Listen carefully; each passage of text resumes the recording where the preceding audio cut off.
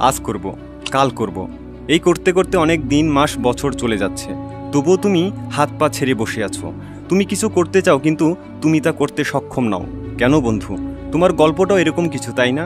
তোমার স্বপ্নগুলো অনেক বড়, সেগুলো পূরণ করার ইচ্ছাও আছে, তুমি এটি পূরণ করতে পারো, কিন্তু মোবাইল, গার্লফ্রেন্ড এবং সোশ্যাল মিডিয়ার মতো বিভ্রান্তিগুলো তোমার চোখে ধুলো ফেলে এবং তোমার স্বপ্নের মধ্যে প্রাচীর হয়ে দাঁড়িয়ে আছে। যদি তুমি এই প্রাচীর পার হয়ে তোমার স্বপ্নকে উড়াতে চাও, যদি তুমি এই প্রাচীর পার হয়ে নিজের খারাপ অবস্থার পরিবর্তন আর তোমার পরিবারের জন্য ভালো কিছু করতে চাও, তাহলে এই ভিডিওটা 1 সেকেন্ডের জন্য স্কিপ করবে না, পুরো ভিডিওটা দেখতে থাকো। কারণ এই ভিডিওতে তুমি এমন কিছু জানতে চলছো যা তোমার মাসকে মাস বয়ে আসা প্রবলেমের সমাধান মাত্র 21 দিনে করতে পারবে। আর তুমি সবাইকে পেছনে ফেলে তোমার স্বপ্ন পূরণ করার দৌড়ে আগে পৌঁছাবে। তুমি হয়তো ভাবছো 21 দিনই কেন, 25 দিনও তো হতে পারতো, 30 দিন অথবা 20 দিন সময় কেন হলো না, বা রাউন্ড ফিগারের কথাও তো বলতে পারতেন। এর পেছনে একটা রহস্য আছে, আর সেটা হলো 1950-এর দশকে ম্যাক্সওয়েল মাল্টস নামে একজন বিখ্যাত লেখক ছিলেন। তিনি তার বইয়ে 21 দিনের সাইকোলজি ব্যাখ্যা করেছিলেন। সেই ব্যাখ্যার সারমর্ম ছিল মাত্র 21 দিনের সেই টাইমলাইন, যে টাইমলাইনে তুমি তোমার অভ্যাস বদলাতে পারবে আর দুনিয়ার ডিস্ট্রাকশনে আটকা পড়া মানুষ থেকে একজন আকর্ষণীয় মানুষ হয়ে উঠতে পারবে। আর এর জন্য সবচেয়ে প্রথম কাজ হলো নাম্বার 5, ডিস্ট্রাকশনকে চিরবিদায় দিয়ে দাও। বন্ধুরা, 21 দিনের এই সময়টি তোমার জন্য শুধু একটি কাজ নয়, এটি একটি যুদ্ধ। আর এটি অ্যাচিভ করতে হলে তোমাকে প্রথমে যা করতে হবে তা হলো সব ডিস্ট্রাকশনকে টাটা করে দিতে হবে।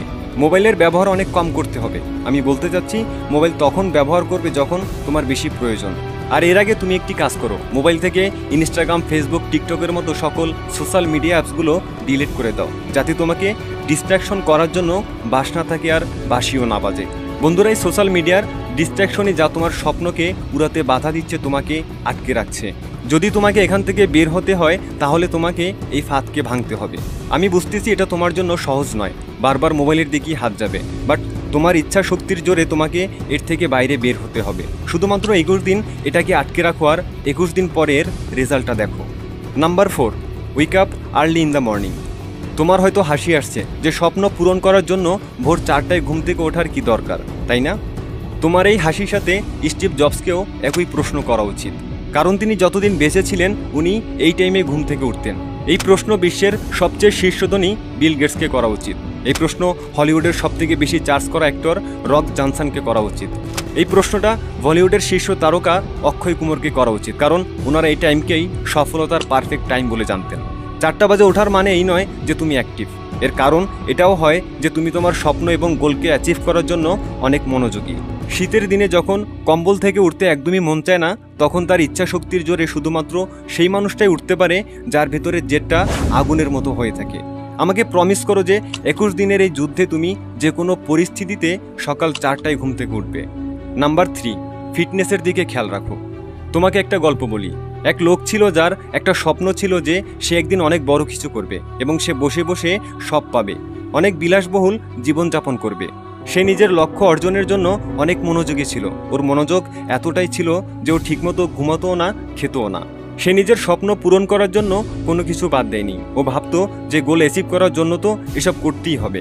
সে অনেক কঠিন পরিশ্রম করার পর তার লক্ষ্য অর্জন করে। এখন তার কাছে সবই ছিল যা পাওয়ার আর যা তার স্বপ্ন ছিল। কিন্তু একদিন এমন একটা ঘটনা ঘটলো যার জন্য তার এতদিনের স্বপ্ন 1 মিনিটে ভেঙে গেল।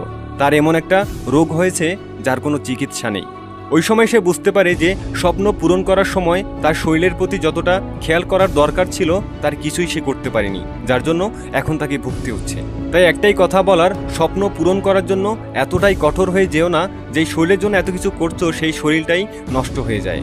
এই 21 দিন 4টা বাজে ওঠার সাথে সাথে তোমাকে প্রতিদিন 1 ঘন্টা অথবা আধা ঘন্টা ব্যায়াম করতে হবে। এভাবে তোমার শরীর এবং মনকে ঠিক রাখতে হবে। প্রতিদিন অন্তত 1 ঘন্টা সময় দিতে হবে। Number 2, good habits. একটি ভালো অভ্যাস গড়ে তোলো। স্বপ্ন পূরণের সবচেয়ে বড় অভ্যাস ছাড়াও একটি ছোট ভালো অভ্যাস গড়ে তুলতে হবে। যদি সারাদিন ঘরে বসে বসে সোশ্যাল মিডিয়া স্ক্রলিং আর অনলাইনে গেম খেলে অভ্যস্ত হয়ে যাও, তাহলে আউটডোরে খেলার অভ্যাস গড়ে তোলো। যদি সারাদিন রিলস দেখা এবং কমিক বই পড়ার অভ্যাস থাকে, তাহলে 21 দিনের এই জার্নিতে তুমি 1 ঘন্টা এমন একটা বই পড়ো যা তোমার প্রোডাক্টিভিটিতে ভালো প্রুফ ফেলে। নতুন কোনো স্কিল শিখো। এই ধরনের অভ্যাসের কারণে তুমি নতুন অনেক কিছু শিখতে পারবে এবং এটা তোমার থিঙ্কিং পাওয়ারেও ভালো প্রভাব ফেলবে। এই অভ্যাসগুলো তোমাকে সারাদিন শক্তিশালী থাকতে সাহায্য করবে। 21 দিন অন্য কোনো অজুহাত ছাড়া তোমাকে এটি পরিবর্তন করতে হবে। Number 1, self control. তোমার লক্ষ্যকে অর্জন করার জন্য যতই চেষ্টা করো না কেন, যতক্ষণ না তুমি নিজেকে কন্ট্রোল করতে না পারবে ততক্ষণ তোমার লক্ষ্য অর্জন করা ইম্পসিবল। একদিকে তুমি প্রোডাক্টিভ কিছু করতে যাচ্ছ আর অন্যদিকে সোশ্যাল মিডিয়ায় স্ক্রলিংয়ে ব্যস্ত। তাহলে কিভাবে তুমি কাজ করবে, কিভাবে নিজের লক্ষ্য অর্জন করবে? তোমার লাগামটা তোমার হাতে রাখো। মোবাইলের মতো ডিস্ট্রাকশনের হাতে থাকলে তাহলে ও তোমাকে এমনভাবে দৌড়াবে যে তোমার হাতে কিছুই থাকবে না। এই 21 দিন এই সব কিছু থেকে দূরে থাকো, যা তোমার কন্ট্রোল তা তোমার হাতে নেওয়ার চেষ্টা করো। দেখো, 21 দিনের অভ্যস্ত হওয়ার সাইকোলজিকে বিশ্বের বেশিরভাগ সাইকোলজিস্টরা অস্বীকার করে। এটি প্রমাণ করার জন্য ওনারা অনেক চেষ্টা করে, যার রেজাল্ট ছিল অবিশ্বাস্য।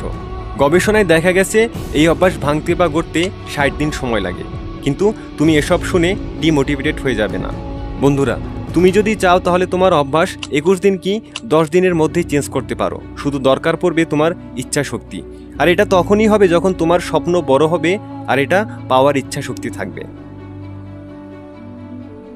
বন্ধুরা, ভিডিওটি ভালো লাগলে লাইক এবং বন্ধুদের সাথে শেয়ার করতে ভুলবে না। Thanks for watching.